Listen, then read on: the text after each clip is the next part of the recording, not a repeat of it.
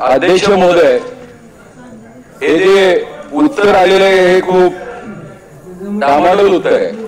माझी अध्यक्ष महोदय सभागृहाला आपल्याला विनंती आहे, माझ्या हातामध्ये हे जो 2 पांढरे तुकडे आहेत याच्यामध्ये एक चीज अनलॉग आहे आणि एक नॅचरल पनीर आहे. मी अध्यक्षांची परवानगी घेऊन आत आलेला आहे. माझी विनंती आहे की आपण मामाला पाठवा, मी आपल्यापर्यंत पोहोच करतो. मामा कृपया हे अध्यक्षांकडे आणि मंत्री महोदयांकडे आपण द्या. अध्यक्ष महोदय, आज महाराष्ट्रामध्ये संपूर्ण देशामध्ये आर्टिफिशियल पनीर हे मोठ्या प्रमाणावरती त्याची विक्री चालू आहे आणि हे आर्टिफिशियल पनीर कायद्याचा गैरउपयोग करून चालू आहे. केंद्र सरकारचा चीज अनलॉग बनवण्याविषयी एक कायदा आहे आणि हे चीज अनलॉग बनवण्यासाठी फक्त दुधाची पावडर आणि व्हेजिटेबल फॅट्स टाकून आणि इमल्सिफायर्स टाकून हे पनीर बनवलं जातं. माझी सभागृहाला सगळ्यांना एक विनंती आहे की आपण जनजागृती करणं गरजेचं आहे. जवळजवळ आपण जे रोज पनीर खातो त्यातलं 70% पनीर हे आर्टिफिशियल पनीर आहे, ते दुधापासून बनलेलं नाही आहे अध्यक्ष महोदय.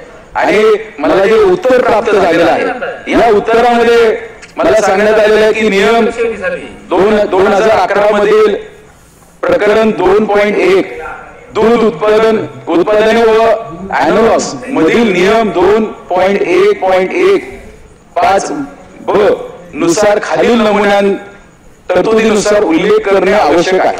आणि याच्यामध्ये अध्यक्ष महोदय असं सांगितलं, in respect of each constitute not derive from milk that takes place of milk consist of product content आणि डॅश डॅश असं त्या उत्पादकावरती टाकायचंय. पण दुर्दैवाने अध्यक्ष महोदय, हे जे अॅनलॉग चीज की आर्टिफिशियल विकलं पनीर जे विकलं जातं हे सुट्ट विकलं जातं. त्यामुळे याच्यावरती जे ग्राहक घेतात हे कशा पद्धतीने ठरवणार आहेत अध्यक्ष महोदय. आणि यात मंत्र्यांनी उत्तर देत असताना आणखीन एक गोष्ट अशी नमूद केलेली आहे की अॅनलॉग पनीर किंवा चीज हे आम्ही अॅनलॉग पनीर किंवा आर्टिफिशियल पनीर हे फेक पनीर या नावाचं विक्री केली जात असल्याबाबत अन्न व औषध प्रशासनाकडे निदर्शनास आलेलं नाहीये.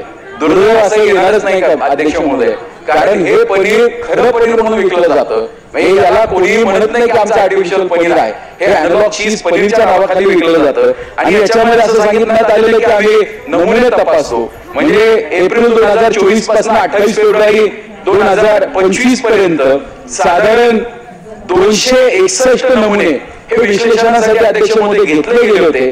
त्यापैकी 115 नमुन्यांचा अहवाल प्राप्त आहेत. तसेच साधारण 19 नमुने हे विश्लेषणासाठी घेतले असताना ते अॅनलॉग चीजचे सापडलेले आहेत. अध्यक्ष महोदय, दुर्दैव असं आहे की 6 महिने एक वर्ष हे अहवाल येत नाही. माझा मंत्री महोदयांना प्रश्न आहे की तुमच्याकडे नेमक्या लॅब्स किती आहेत आणि या लॅब ज्या आहेत याच्यामध्ये फूड टेस्टिंग साठी अशी स्पेसिफिक कोणती लॅब आहे का? आज आपण आपल्या लहान मुलांना तो जे पोटामध्ये आपण अन्न म्हणून घालतोय अध्यक्ष महोदय, खऱ्या अर्थाने अन्न नसून विष आहे.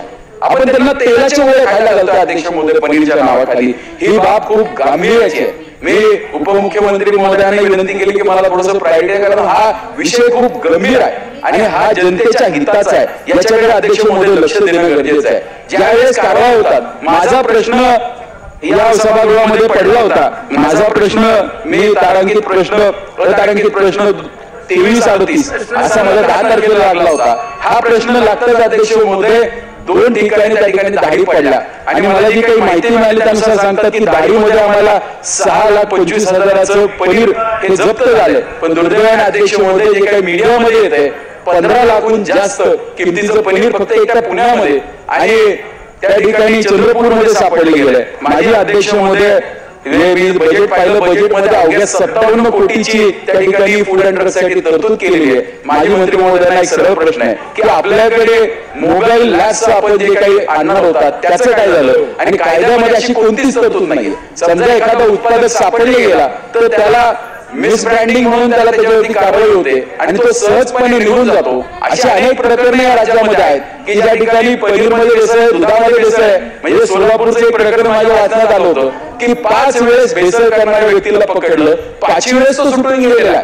अध्यक्ष महोदय ही बाब खूप गंभीराची आहे. आपल्याला याच्यामध्ये कायद्याची काही महत्वाची तरतूद आपण करणार आहात का? म्हणजे माझं तर मत आहे अटेम्प्ट टू मर्डर, कारण एखाद्या व्यक्तीला आपण मारतोय, एखाद्या व्यक्तीचं भवितव्य खराब होतं, पिढीचं अध्यक्ष महोदय प्रश्न गंभीर आहे. गंभीर नसेल तर मी बसतो खाली अध्यक्ष महोदय. आपल्याला असं वाटतं अध्यक्ष महोदय पनीर खाऊन पहा, मला फक्त त्या पनीर मधला फरक सांगा की त्यातलं अनलॉग चीज काय आणि आर्टिफिशियल नॅचरल पनीर काय. हा विषय खूप गंभीरच आहे अध्यक्ष महोदय, आणि गंभीर विषय जर आपण एवढ्या हलक्यात घेणार असेल अध्यक्ष महोदय तर या सभागृहाची गरिमा काय राहील?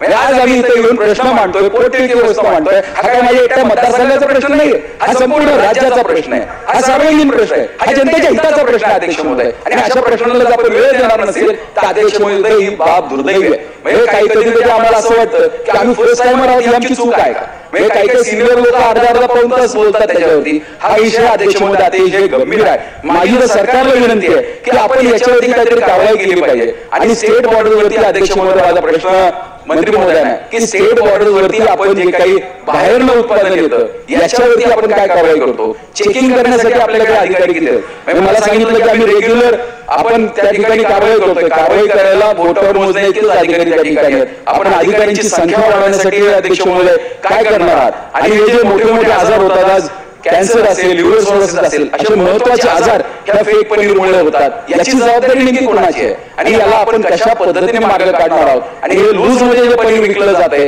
याच्यावरती आपण काही निर्बंध आणणार आहोत का? धन्यवाद अध्यक्ष महोदय. अध्यक्ष महोदय, सन्माननीय सदस्य विक्रम पाचपुते साहेबांनी जी लक्षवेधी इथं उपस्थित केलेली आहे, मी सभागृहात नव्हतो पण मी सगळी ते ऐकलेली.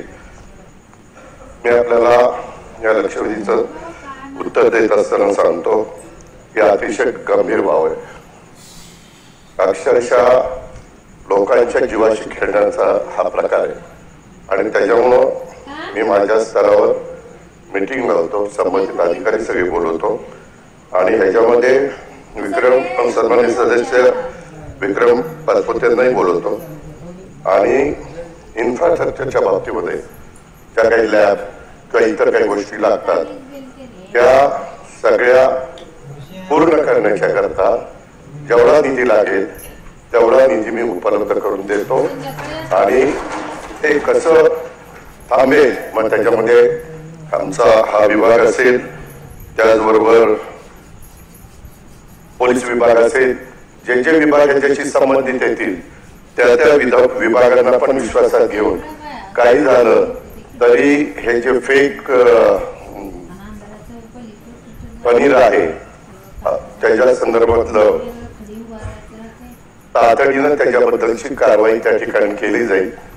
आणि ह्याच्यामध्ये काही आणखी नियम कडक करण्याची गरज असेल, कारण काही त्यांनी मगाशी उत्तरामध्ये पहिल्यांदा सांगितलं किंवा केंद्र सरकारचा पण ह्याच्याबद्दलचे काही नियम आहेत, त्याच्या संदर्भात केंद्राच्या नियमाला पण कुठं अडचण येणार नाही किंवा वेळ पडली तर केंद्राच्या संबंधित मंत्र्यांना देखील भेटून किंवा हा सगळा फक्त महाराष्ट्राला हा त्रास आहे, हा उभ्या देशाला त्रास आहे, म्हणून या सगळ्याचा साकल्याने विचार करून जे राज्य सरकारच्या हातात असेल त्याबद्दलची कारवाई राज्य सरकार करेल. आणि जे केंद्राची संमती घ्यावी लागेल तर तिथं केंद्राची पण संमती मी मुख्यमंत्री उपमुख्यमंत्री आम्ही अनेकदा काही महत्वाच्या कामांच्या करता राज्याच्या केंद्रामध्ये जात असतो त्यावेळेस तिकडची पण मदत त्या ठिकाणी घेतली जाईल. आणि ह्याची तातडीनं अधिवेशन संपायच्या आत सन्माननीय सदस्य विक्रम पाचपुते, मंत्री, राज्यमंत्री, संबंधित अधिकारी, अजून ज्याचा कोणाचा अभ्यास असेल सभागृहाच्या दोन्ही बाजूच्या सन्माननीय सदस्यांचा, त्यांनाही त्या ठिकाणी निमंत्रित केलं जाईल.